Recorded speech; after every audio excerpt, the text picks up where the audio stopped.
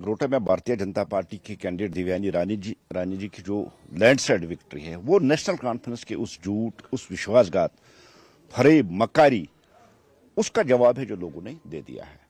और बड़ी कंफर्टेबली हमने नगरोटा से जीत हासिल की। और सबसे बड़ा जो अहम फैक्टर है, देखिए अभी तक जो रुझान बडगाम से आ रहे हैं, बडगाम से भी नेशनल कॉन्फ्रेंस पीछे चल रही है और नगरोटा में तीसरे नंबर पर नेशनल कॉन्फ्रेंस चल रही है।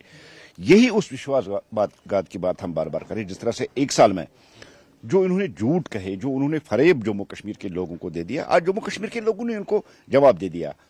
जीत नगरोटा में तो हम पहले ही कंफर्ट थे कि वो हम जीतेंगे, लेकिन नेशनल कॉन्फ्रेंस का, रूलिंग पार्टी का तीसरे नंबर पे आना, ये बहुत बड़ी एक मैसेज है जम्मू कश्मीर के लोगों की।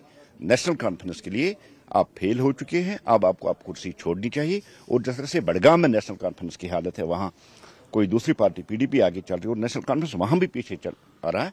ये जो बार बार मैं कह रहा था कि नेशनल कॉन्फ्रेंस का डाउनफॉल शुरू हो चुका, और जो झटके आज नेशनल कॉन्फ्रेंस को लगे हैं, ये लोगों ने दिए, उनके झूठ, उनके फरेब और उनकी मकारी के लिए।